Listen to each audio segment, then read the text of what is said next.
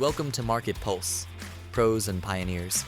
Each week, we talk with industry leaders in both marketing and entrepreneurship and business to find out all about their wins and failures in marketing. Right now, we'll hear all about their successes and wins and what's fallen flat so that you can take that knowledge and implement it. Learn from the best, from the folks who've been there and done it all, as well as people just like you. Thanks for joining us. This is Marketpulse, Pros and Pioneers. And welcome to the next episode of Marketpulse, Pros and Pioneers podcast. This week, I'm excited to bring you another business owner who's delved into the world of starting her own business and is having lots of fun, wearing lots of hats. One of the bigger ones of that is marketing and sales. So I'm thrilled to be joined by Irina Mateeva today. Welcome to the show, Irina. Hey, Paul. I'm so happy to be here with you, and thanks for inviting me. No problem at all. It's good to have you on. So I've known you for quite some time now, and you mentioned the other day that you've kind of finished a contract with Nike, which is fantastic to hear. We're going to delve into a little bit more about what you do at Right WFM in a moment.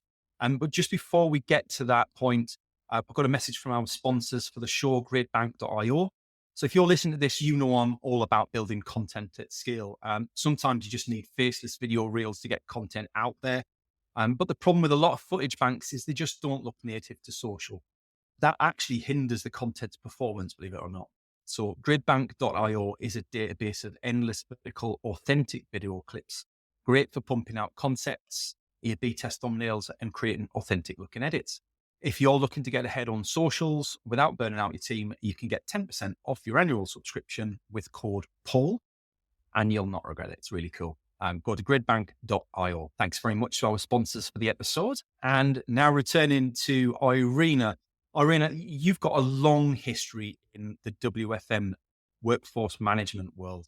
Do you want to walk us through a little bit of that and why you started Right WFM? But before we get there, leading into that, fun fact for today. I always ask all of our guests for a fun fact. Some are more ridiculous than others. And I think you've got a belter for us today. Yeah, I'm feeling quite embarrassed right now. And I think this is a fun fact that a lot of people would appreciate that actually happened to me.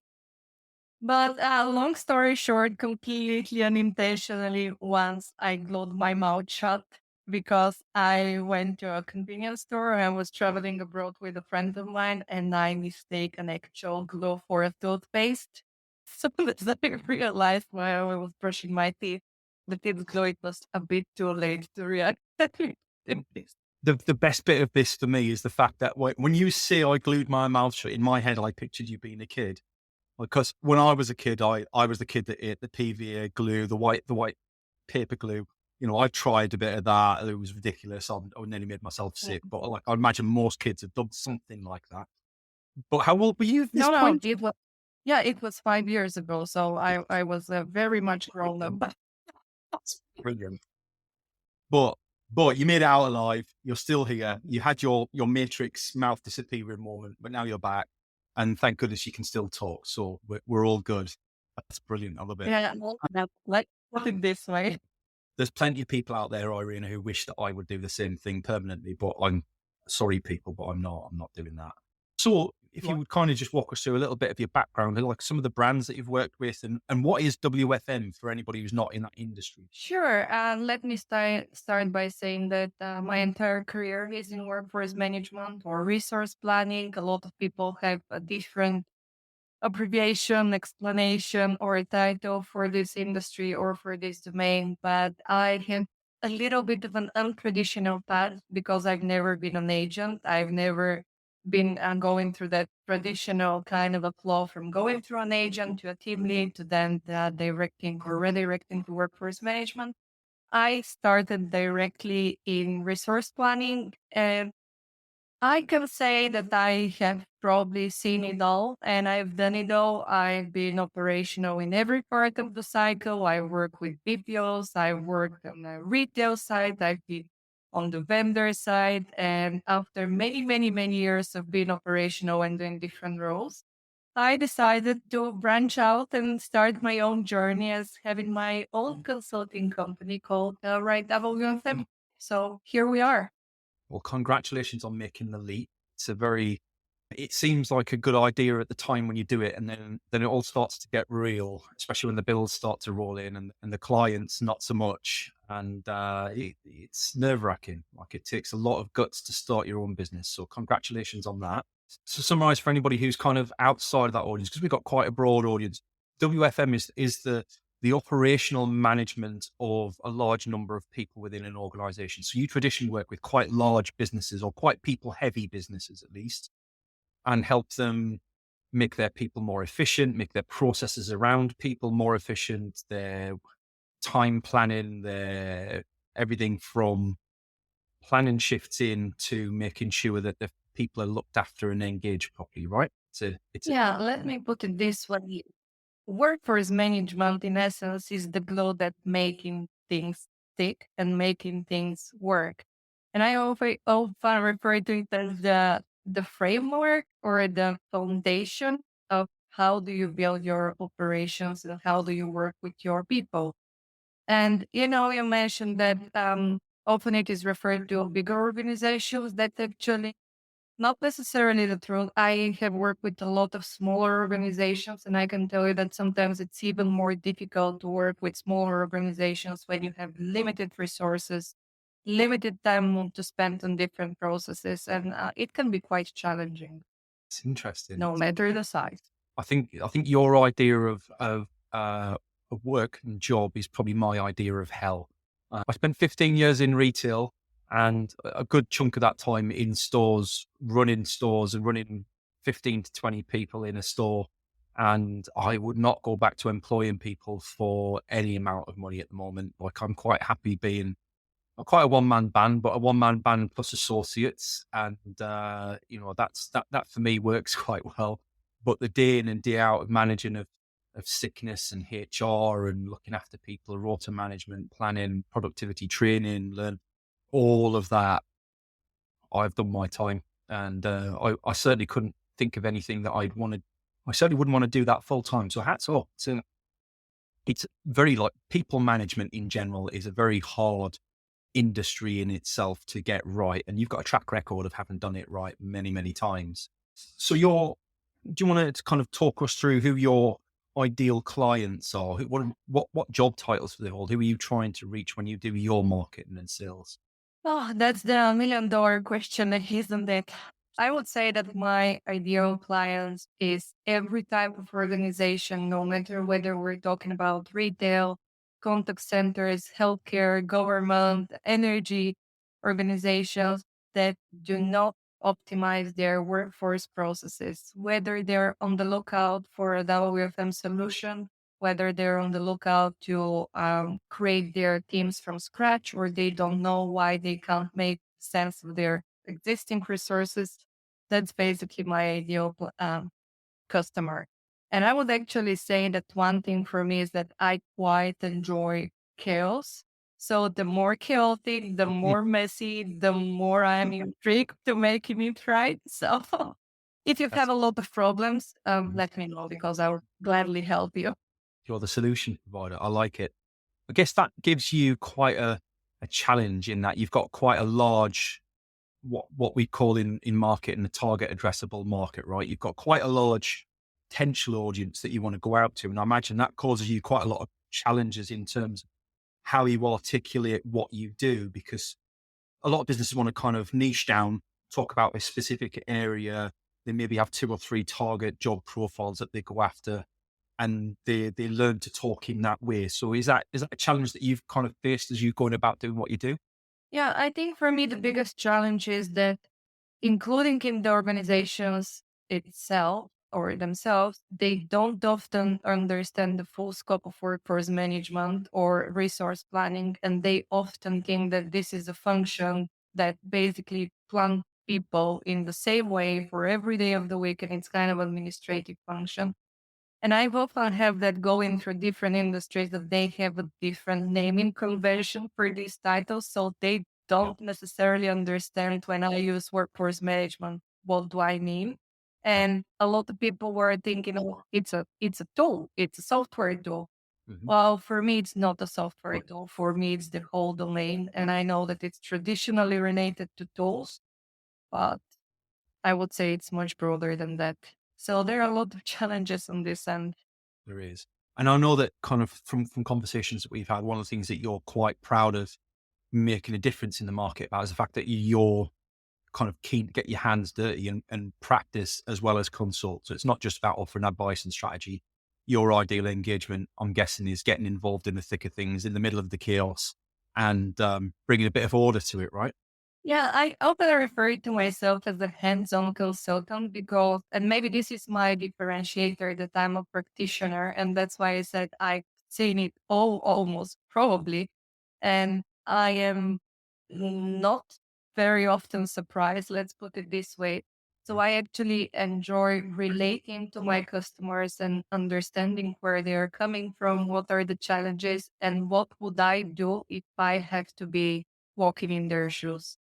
So I actually quite hate a lot of, I wouldn't necessarily say consultants, but a lot of people who are providing one size fits all solutions. Because for me, it's like we're having different businesses, different circumstances, different people, personalities, culture. I really truly do not believe that a single solution is a fit for every single company out there. So I'm trying to diversify and see what will my Okay. So moving then to marketing side of things, which is obviously the main point of the podcast here is, we want to kind of share best practices, look at things that have failed and understand how we can avoid them, all those sorts of things, both from business owners like yourself. And we've had a couple of business owners on, or from marketers who've been through the trenches with various different industries and businesses and want to share their experience and knowledge. So one of the things I ask our guests is, of all the things that you've tried so far, and bear in mind, like let's be honest as a podcast here, like you haven't been running your own business for too long. What's one thing that you've tried that you've really struggled to get to grips with to generate market and awareness or leads or inbound inquiries? One thing that I would say is initially when I started creating content, I was too focused on thinking what would people probably want to read and understand about. And it, for me at least, it was a major mistake because I was kind of forcing subjects out. And Mm. in time, I learned that I'm a user myself, I'm operational myself. The things that I need to know, I want to know, are probably things that a lot of people will relate to. So I kind of shifted my strategy, but I think I fell into the trap that a lot of people creating content or doing marketing, at least in the beginning, are doing. They are so focused on getting likes or getting followers and getting some sort of interactions that this becomes the sole focus and not the quality of the message that you're putting out there. Yeah, I'd agree. I think there's a real danger that it's what I call chasing the engagements. And people create content. They create something and it gets a few likes and comments, and we use that as a success metric and do more of that same. And it's natural, right? It's an endorphin rush. We've created something that other people approve of, so let's create more of that. And I guess the thing that as a creator myself, one of the things I'd challenge people to think when they're creating things is, who are the people that are liking and engaging with my stuff? Are they champions? Which is, that's fine. Like that's not, they're the people who are going to shout about you to their network, but not necessarily be a customer themselves. Or are you getting likes and engagements from people who are likely to be future clients, which is far more important in terms of what we're creating? And often, like, I don't know whether you've had this yet or not, but I often get people drop in my inbox who've never ever engaged with me once in 3, 4 years. And all of a sudden they're like, "Oh, Paul, I've been following you for 6 months. I've seen loads of your content." That for me is I have to try and remember those moments when I'm going through the tough times, when I want to chase the metrics. I have to remember those moments and think back to them and use that as validation for sticking with my strategy. Is that kind of where you're at, I guess? I so much like and appreciate that you're mentioning that, because especially in the beginning when I was in that loop of complaining to my husband, nobody likes my post. I don't know what's happening. It sounds very fun. It sounds very smart. It brings value. I actually started getting messages and potential leads for people that not a single time has reacted or commented under my post. And then I realized that comments and likes are okay metric, for the algorithm to boost your post or content out there, but the leads and the quality of leads is not directly correlated to the amount of reactions you're getting.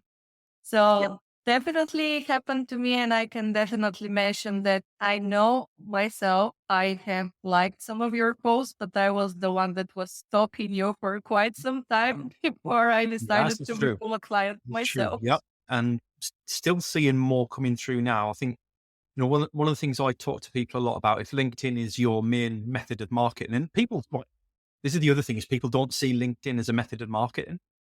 It's absolutely marketing. Mm. Yes, it's a social media channel of sorts, but it is the place to grab B2B leads, inbound, outbound, conversations, networks, all of it. So don't dismiss it as not being a marketing channel, because it absolutely is. And I'd imagine we're going to see a lot of these conversations as we move forward through the podcast series. How then have you gone about trying to make sure that the leads that you get in, the sort of in the industry, we'd call them market and qualified leads, right? They've come inbound, they've seen a few of your bits of content, they've then dropped in your inbox to ask you some questions or something in general. How are you going about qualifying those people so you don't spend all of your time talking to people who might not even turn into business? Is there anything that you can share there? Oh, this is a great question. Naturally, a lot of people are reaching out for advice. And I think the difficult part is trying to find balance, because as much as I would like to help and advise, this is the way that I'm earning my money, and that's my job effectively. I can't, even if I wish to, give everything for free. But I'm trying to help as much as possible. But again, if there is something that's very complicated as a question and it will require me to spend much more time, then I would be upfront and say, okay, listen, we can spend some time scoping potentially a service coming from your consulting opportunity. If not, if you don't have the budget, that's absolutely fine. This is the kind of initial quick advice that I can give you, and leave it there. That's the most you can do out of this. Yeah, absolutely. I think my experience is that the more content people consume before they come to you, the more likely they are to be better qualified, because they've understood who you are, what you do, and they're probably at a point where they're ready to buy. But there'll always be those sorts of people who are, I guess, we call them tire kickers if you want. I'm not convinced it's always true, but if and this is good content for the episode, right? I'm going to give you some advice that I took myself. Was not everybody wants to start a consulting engagement with a full price proposal, and they just want to dip their toes in the water a bit. Mm. So a good way of figuring out whether somebody, especially in the services marketplace, no matter what your service is, get yourself a Calendly link or something similar where you can offer them an hour of your time as consulting time, broken down, Mhm. not full price time, but enough to make it worth your while. So if you jump on that call for an hour, then you're both getting paid, and you've removed anybody who's not serious because they're not even willing to pay for that. They're not willing to pay for that. Then I'd have to argue, how serious are they? Because the sorts of challenges that you solve are worth a lot of money. So it's always a good thing to consider. I'm not a big fan of making things transactional. So don't stop giving away free advice, because sometimes that's just what people need to scratch beneath the surface and decide that they want to work with you. But if they're persisting on asking more detailed questions, then okay, well, we should move this to a one-to-one strategy session. Is that something you've considered already? Yeah, that's absolutely something that I am actually currently working on, because, as you said, there are a lot of people who would like to save or to actually solve their operational challenges by taking someone else's time for free. But whilst they're getting paid for the results that someone else is delivering for them, that person isn't getting paid for the work that he or she is actually producing at the moment. So, as I said, that's a fine line. I'm currently trying to put my boundaries to say how much I can give for free, because I feel like I'm already doing quite a lot in terms of content and webinars and different episodes and joining podcasts and talking and giving a lot of tips already. Yeah. But definitely, I'm a consultant, I'm a business owner. I need to draw the line somewhere. But let me tell you a fun story because, as I mentioned, I've been stalking you and following you for quite some time before I reach out to you on the back of one of your posts. And for me, I think I mentioned this to my husband. There are two reasons why I decided to become a client of yours. The first one was I enjoyed you as a person. So for me, of course, the business and the results are great, but there are a lot of competitors that are doing the same work.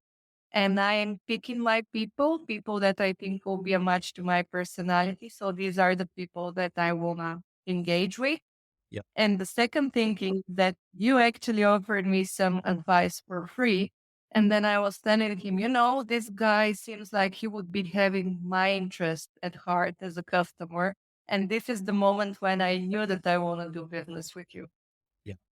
Yeah. And thank you for the kind words. Appreciate that. I think everybody's got to find their own balance of where they've given free time freely, given free advice and tried to help someone.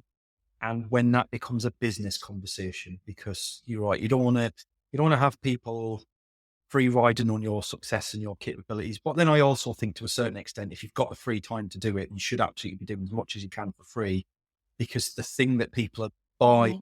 they pay for your services is you, not your frameworks and strategies and experience and things. They can't buy you, so they can take it. Like, I'm a big fan of giving it all away. Like, I give everything away, because the sorts of people that I talk to, and I'd imagine the same for you, the people that can do it themselves will take a little bit of advice, run with it and fix their problems. And they're very capable people. Other people take a Mhm. one look at what you've suggested and go, no, I'm not doing that. And they either disappear because they don't have budget, or they can't make a business case, can't tell the story to their team to get a budget, or they come to you as a client because actually, why am I trying to do this myself when I could just pay Irina to fix the problem? And, for me, it's the business case has got to stack up. It's either worth it or it's not. On that note, we are currently in discussion for my own podcast. And I mentioned to you in our conversation that probably I will be able to edit my own episodes. It will require me probably 10 times the time. It will be less of a quality, but I don't want to do that myself. I want to work with someone that I trust, that, as I mentioned, will have my interest. So if it can be beneficial for both of us, if it will save me time, if it's going to increase my quality, why not do it? And I think this is actually something that a lot of organizations should think about. We're so focused on cost savings and cost efficiency, but sometimes not willing or be willing to invest is more costly than get someone who has been through that same thing over and over and over again and can save you weeks, months, and years worth of time and problems and get the job for you. And I think this is the mental shift that we'll have to work on. So, sometimes you've got to put money in to make the savings that you've wanted to make. And there's always benefits that you never envisaged along the way when you do that, when you bring an expert in to do what you want to do. So certainly for the services and consulting market, I think that's a really useful mindset to have when you're looking at working with somebody. I talk to people about the video marketing a lot, because I'm a big believer in video marketing. And it's not enough to talk to your target market. It's not enough to niche it down to the job titles that you know will be the people who buy your services or products. You've also got to engage them in a way where they believe in the same things you believe in. So or more or less, you take the 100% market that you start with and you turn it down to 20% of that market. That's your target market, your niches, your industries that you're relevant to. Within that 20%, you want to get rid of 3/4 of the people in that, because you just want the 5% that believe in the same thing as you do, because they're the sort of people that when you tell them a different answer to what they're expecting you to hear, will, instead of assuming that you're wrong and thinking they know better, will sit and listen and go, it's interesting. I wasn't expecting him to say that or her to say that. I wonder, maybe I'm wrong. And that is the difference when you can talk to those people through your content, through your website, through your LinkedIn profile, and help them align with you for 95% of things. The other 5% where you don't agree with each other, that's when you've got some real power, and that's where your real value comes into. One thing that it's truly interesting that you mentioned this is that there are a lot of people that want a consultant to basically confirm that they already think, which is often very wrong, but they are so absorbed by, I must be right, this must be correct. And then you're looking for someone external to kind of prove your theory that when that person comes and say, actually, you are wrong, actually, we need to focus on something else, it kind of turns out to a very bad disaster. They're often unhappy. I have seen a lot of people around me who are actually providing quite good advice, and it doesn't end well because that's not what the client wants to hear.